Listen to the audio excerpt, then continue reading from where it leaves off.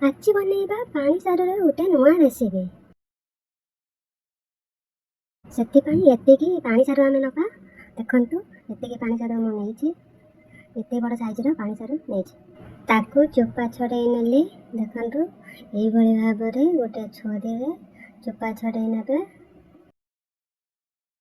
ଦେଖନ୍ତୁ ଚାରିପାଖ ଚୋପା ଛାଡ଼ିଗଲା।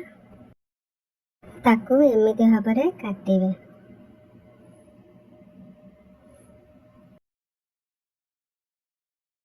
ଦେଖନ୍ତୁ ମୁଁ କେମିତି କାଟୁଛି ତାକୁ।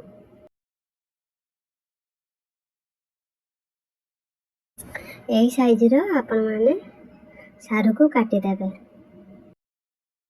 ତାପରେ ତାକୁ ସଫା ପାଣିରେ ଧୋଇ ନେବେ। ଦେଖନ୍ତୁ ମୁଁ ଧୋଇ ନେଉଛି। ତାକୁ ଧୋଇକି ଆଉ ଗୋଟେ ଜାଗାରେ ଛାଣି ନେଲି। ତାପରେ ସେଇ ସାରୁରେ ବେସନ ଗୋଟେ ଚାମଚ, ଦେଖନ୍ତୁ ଗୋଟେ ଚାମଚ ବେସନ ପକାଉଛି, ଆଉ ଅଧା ଚାମଚ ବେସନ ପକାଉଛି। ସେଥିରେ ଲୁଣ ପକାଉଛି ସ୍ୱାଦ ଅନୁସାରେ।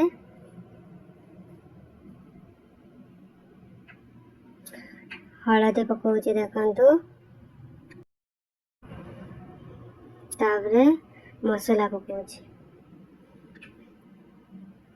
ସ୍ପେଶାଲ ମସଲା ପକାଉଛି।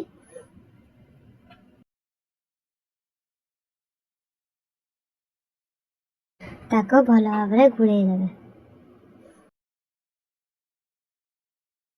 ଦେଖନ୍ତୁ ଏମିତି ଗୋଳେଇ ଦେଲି।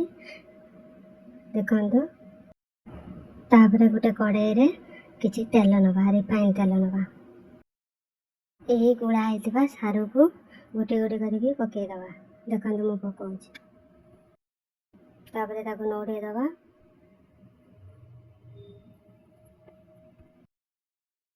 ଦି ପାଖ ହେଇଗଲା ପରେ ଏଇଭଳିଆ କଲର୍ ଆସିଯିବ।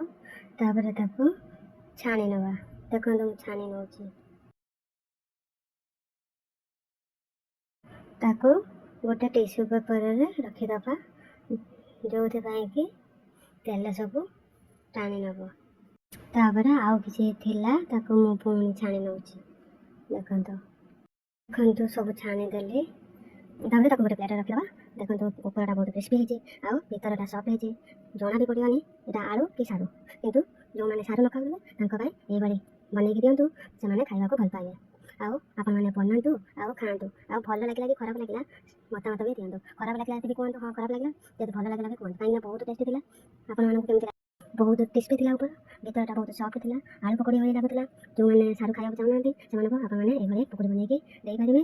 ଦେଖନ୍ତୁ କେତେ ସୁନ୍ଦର ଦେଖାଯାଉଛି, ପୁରା ଆଳୁ ପକୋଡ଼ି ଭଳିଆ ଦେଖାଯାଉଛି। ରହୁଛି, ନମସ୍କାର, ଜୟ ଜଗନ୍ନାଥ।